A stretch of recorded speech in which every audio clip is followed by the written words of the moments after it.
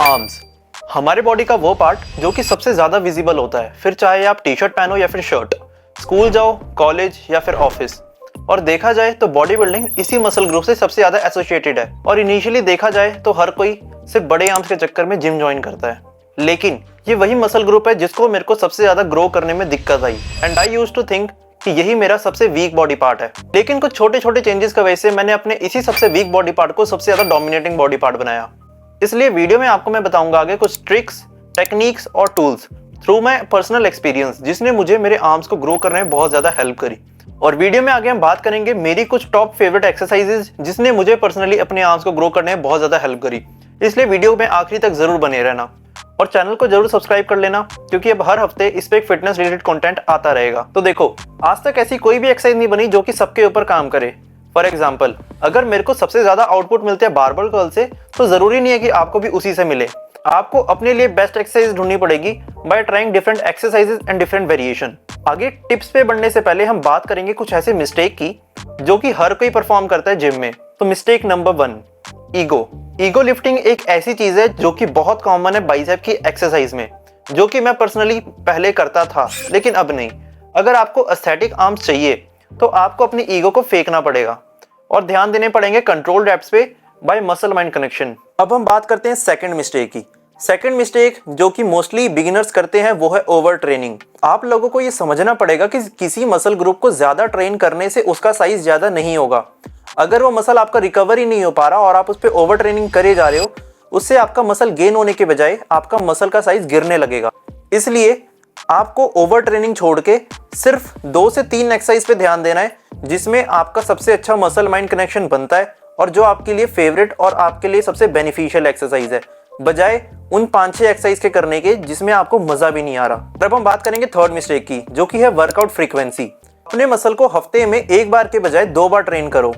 As arms एक छोटा muscle है और इसको रिकवर होने में सिर्फ 48 आवर्स लगते हैं, तो आप अपने आर्म्स को एक वीक में 2 बार ट्रेन कर सकते हो। अब हम आते हैं अपने मेन टॉपिक पे, जो कि है कुछ ऐसे टिप्स जो कि आपको हेल्प करेगी आपके आर्म्स के साइज को बढ़ाने में। तो टिप नंबर 1 जिसकी हम बात करेंगे वो होगा prioritize your triceps over biceps. Mostly beginners अपने बाइसेप पे ज्यादा ध्यान देते हैं एज कंपेयर टू ट्राइसेप्स, लेकिन उनको ये चीज पता होनी चाहिए कि जो आपका ट्राइसेप्स है वो आपके आर्म्स का 70% हिस्सा कवर करते हैं। इसलिए ट्राइसेप पर भी उतना ध्यान देना जरूरी है जितना आप बाइसेप पे देते हो। और मेरा मानना ये है कि मैं अपने ट्राइसेप के ऊपर थोड़ा ज्यादा ध्यान देता हूँ एज कंपेयर टू बाइसेप्स, क्योंकि ट्राइसेप्स मेरा डोमिनेटिंग पार्ट है और आर्म्स का भी 70% हिस्सा यही कवर करते हैं। इसलिए पहली टिप आपकी होगी ट्राइसेप पे ऊपर ज्यादा ध्यान दो as compare to biceps. Second tip जिसकी हम बात करेंगे वो होगा एक dedicated arm day in a week, जिसका मतलब ये है कि आपको एक वीक में एक डेडिकेटेड आर्म डे रखना बहुत ज्यादा जरूरी है। अगर आप भी बैक के बाद बाइसेप्स और चेस्ट के बाद ट्राइसेप्स करते हो तो ये आपकी सबसे बड़ी गलती हो सकती है, क्योंकि आप उस एनर्जी से अपने आर्म्स को ट्रेन कर ही नहीं पाओगे जिस एनर्जी से आप डेडिकेटेडली अपने आर्म्स के ऊपर ध्यान दे पाओगे। इसलिए मेरा मानना ये है कि आपका एक दिन डेडिकेटेडली सिर्फ आर्म्स के लिए होना चाहिए, जिसमें आप सिर्फ अपने बाइसेप्स और ट्राइसेप्स पे ध्यान दो, जिसमें आप कम से कम 3 एक्सरसाइज दोनों की परफॉर्म करो। क्योंकि जितने ध्यान से आप अपने आर्म्स को आर्म्स डे के दिन ट्रेन कर पाओगे, उतने ध्यान से आप बैक के साथ नहीं ट्रेन कर पाओगे, ना ही चेस्ट के साथ। इसलिए एक डेडिकेटेडली आर्म डे होना बहुत ज्यादा जरूरी है। थर्ड टिप जिसकी मैं बात करना चाहूंगा वो है prioritise your protein.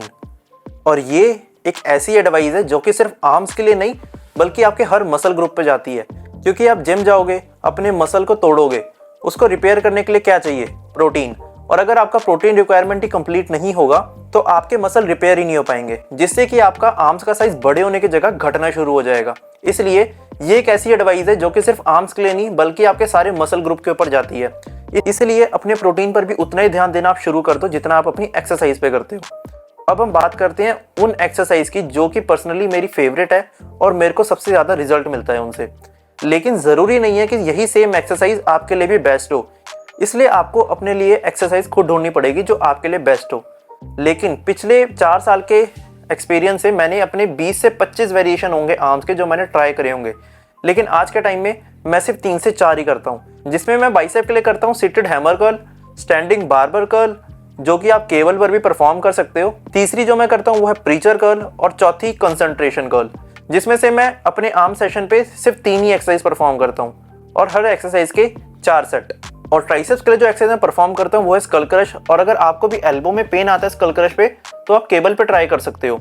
Second exercise rope push down. Exercise जो मेरी फेवरेट है वो है क्लोज बेंच प्रेस, जो कि आपको लगेगा चेस्ट के लिए है, लेकिन ये ट्राइसेप के लिए one of the best exercise है। आप भी एक बार ट्राई जरूर करना। और जो चौथी एक्सरसाइज है वो है किक बैक, जिसमें से मैं कोई 3 ही एक्सरसाइज परफॉर्म करता हूँ अपने आर्म्स के दिन, और हर एक्सरसाइज के 4 सेट। ये थी कुछ एक्सरसाइज जो कि मैं पर्सनली परफॉर्म करता हूँ अपने आर्म्स के दिन। तो इस वीडियो में हमने बात करा मिस्टेक, टिप्स और उन एक्सरसाइज के बारे जो कि मेरी पर्सनल फेवरेट है। अगर आपको वीडियो पसंद आई हो तो वीडियो को लाइक करना और चैनल को सब्सक्राइब करना मत भूलना, ताकि ऐसी इन्फॉर्मेटिव वीडियो आप मिस ना करो। तब तक के लिए गुड बाय, स्टे ट्यून्ड।